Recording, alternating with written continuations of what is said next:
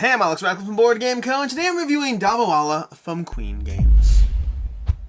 Dabba Walla is a 2 to 4 player polyomino game in which players are going to be gathering polyominoes, placing them onto their board over here, creating higher and higher stacks, all kind of based on the whole Dabba Walla food delivery service in India.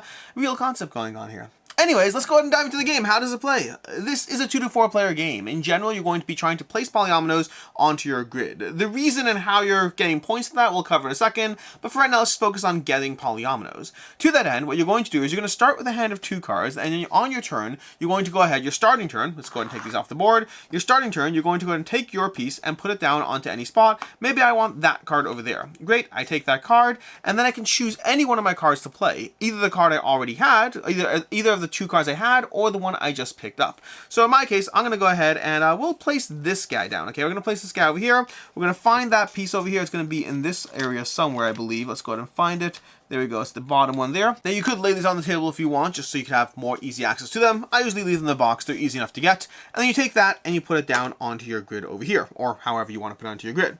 That's my starting turn. This card is going to go into a played pile of cards over here. I'm going to keep this pile of cards, it's going to be relevant to the end of the game, but that is my turn. Other players will go ahead and take their turn. They're gathering cards, new cards are coming out as you go. I should note that the cards are variable based on the number of cards you have is based on the player count, so you're not going through the whole deck. Have this player take that card, great, we're going to put another card, and now it's back to my turn, but now I have a choice to make. You see, on your second turn, you have to move to somewhere adjacent to where your person is. So you can go to here, or to here, take those 2 cards, or I can pay these little tickets over here to go ahead and go further. You'll have these tickets over here, they can go further, so you can, for example, I can say, you know what, I want to go over here, so I'm going to go ahead and jump, well actually that's adjacent, I don't have to pay anything, but if I wanted to go, let's say over here, I would drop off a ticket along the way, and then somebody who takes this card later would get that ticket. In my case, I don't need to worry about that. I'm going to this spot over here. I'm gathering this card. That's going to be helpful. We're going to put out a new card, and let's go ahead and see what we want to play over here.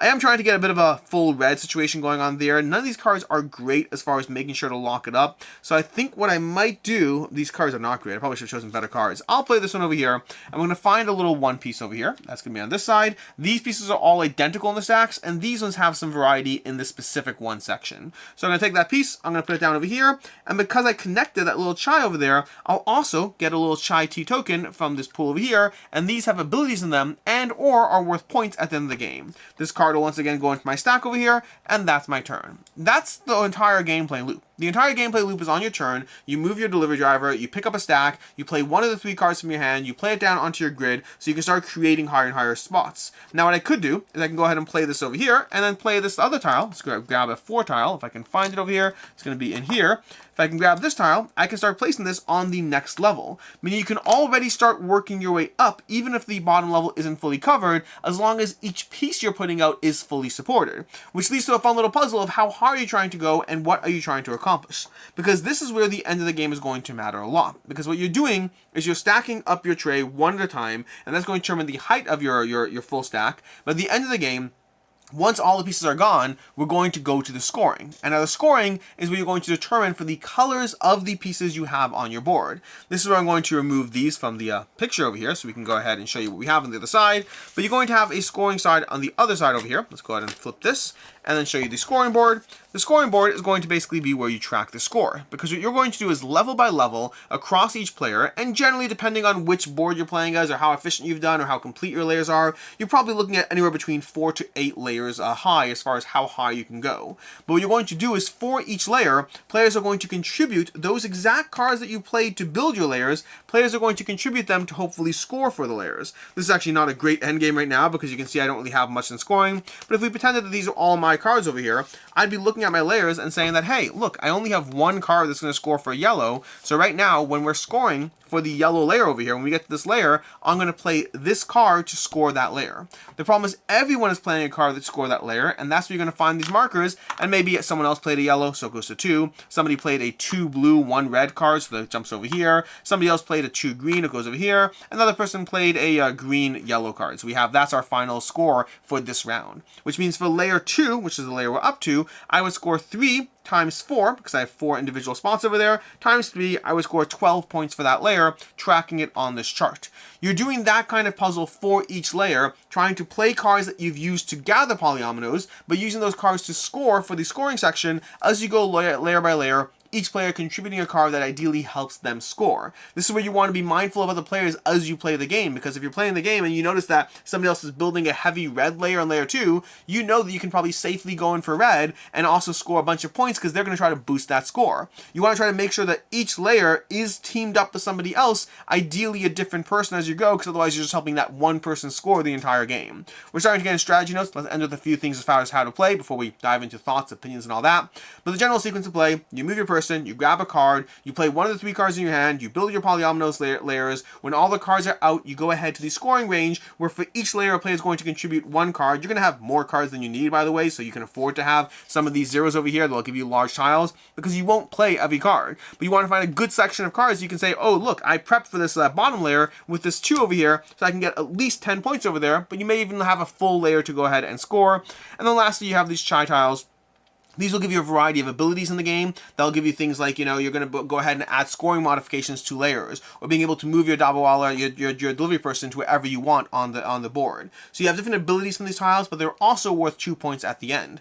And then lastly, if you're ever in a pinch, you can always gather these and put them onto your board to help you go to the next level. Those helpful in those little stucky 1 spots over there, but they are worth negative 2 points, so you want to be mindful of taking too many of those or avoiding them wherever you can. That's the base game. There's going to be a few modules mixed in. There's going to be some goals you can have. There's going to be some scoring point modifications over here. And then my personal favorite module is going to be where you have different boards to play with. So you can see you have different shape boards that will change up the way you interact. You have a 2x6 over here. You have this weird shape over here going on here. And you have the other side of these larger boards, which will also be a similar, just slightly offset, giving you just the same basic gameplay, but with slightly different puzzles behind it.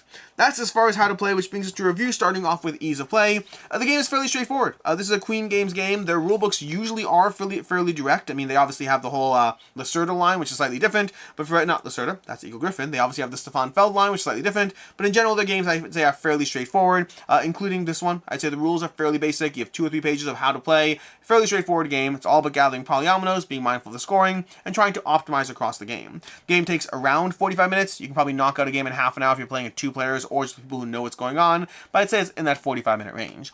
As far as what I like, don't like, and can see others not liking, starting off with what I like, which is the basic polyomino puzzle. I like polyominoes. I like fitting them together. Offhand, if you're a polyomino game, I already like what you're doing. The question is, do you stand out in a crowd? Because make no mistake, polyomino games nowadays are absolutely a crowd. And that's where that stock-taking element to me matters. That element where you're trying to be mindful of other players, because you have to play with other players. You have to be mindful of what they're doing, because effectively, I'm not just building my grid, I'm trying to pay attention to other people's grids and see where I can leech extra points off it. If I pay attention to the other players at the table and I'm like, okay, great, I can get away with a blue-yellow grid right now because you guys are going for blue and yellow, you're both going to boost those scores, I'll help as well, and that way I can go ahead and get the highest score, as opposed to anyone doing their own thing on their own won't get that same maximum benefit.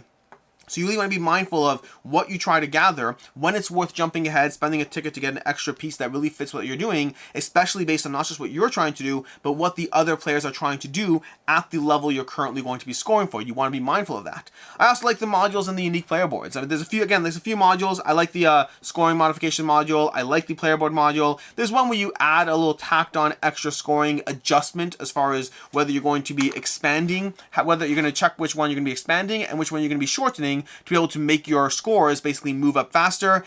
I like the idea of that to a degree, but ultimately, I don't know if it really changes my opinion of the game. So of the 3 modules the game has, I'd say I like 2 of them. The third one's a miss, but I just like the variety baked into that. And I really like the fact that this game, you actually clean up as you play. One of the nice things, and this is something that I thought it was like something that I noticed or whatnot, but when I play with people comment on it, that in general, when you're playing the game, as you score each level, you're removing the polyominoes from that level. And what tends to naturally happen is players tend to naturally remove the polyominoes, place them down to this grid, then you score the next level, remove that polyomino. You often find yourself just naturally cleaning up the game as you play, which is a nice thing for people who are used to having to clean up a game at the end. This is a really quick game to clean up. Usually you have to deal with the chai tiles, and that's kind of it, because everything else you are doing while you are actually scoring the game. As far as what I don't like in the game, first of all, I'd say that the 2-player experience to me is just not as good. I find very often polyomino games are great at 2 players. Usually what they're doing are a little bit more your own little game, not as interactive. Because you are trying to be mindful of the other player's scores in this one and what they're going for, in a 2-player game, we're just copying each other. There's no room for benefit if we do that. Usually you're trying to take advantage in a 3 or 4 player game of being able to get a few extra points by being a bit more in tune with what other players are doing. That doesn't help you in a 2-player game. So I find a big part of the strategic experience is taken away at 2 players. And then secondly, I'll say not really a ding, but just the very nature of what I said already. It's very charming, it's different, it's a unique theme, there are some nice things going on here, but ultimately, Polyomino games are a very competitive scene. It's a very competitive scene with lots of great games out there, and so you really have to stand out, and while Dabba Walla does some things that make it different, I don't know if it's best of the best in the genre. It's just a good game, very accessible, with a small twist to make it a little different than your typical Polyomino puzzles. As far as I can see others not liking, first of all, the lowering the score of others. This game does have meanness to it. You will have some of these chai tiles that lower one of these scores, and so paying attention to when everyone had gone red and playing a -1 red, or even 2 of them if you have them, that can be a mean, very satisfying, very helpful move for you, but it might be irritating to other players. There's a little bit of take that in this game, not a ton of it, but certainly a draw present. I'll say that the tight Polyomino grid, layer by layer, the way you're building this, if you're used to expansive open Polyomino games where you're building out a huge grid, and now you're used to having to fit everything into a 3x3, or in some cases even smaller as you saw, that might not be the same Polyomino game that you're looking for quite as much. As far as final thoughts on Dabba Walla, I overall enjoyed this one. This is a game that is a solid Polyomino game that's very easy to learn, very easy to play, very easy to teach, has a degree of interactivity at the higher player counts, not at the 2-player count, but at 3 and 4, has a degree of interactivity and just being mindful of what other players are doing, while you try to gather the cards you need that are best going to help you reward your Dabba Walla. Ultimately, for me, this is slightly different, but it also is a game, again, in a very competitive space full of amazing Polyomino games. To me, this is a 3.5 out of 5. Definitely worth a try if you can get your hands on it, although I don't know if I'd go straight to a buy just yet.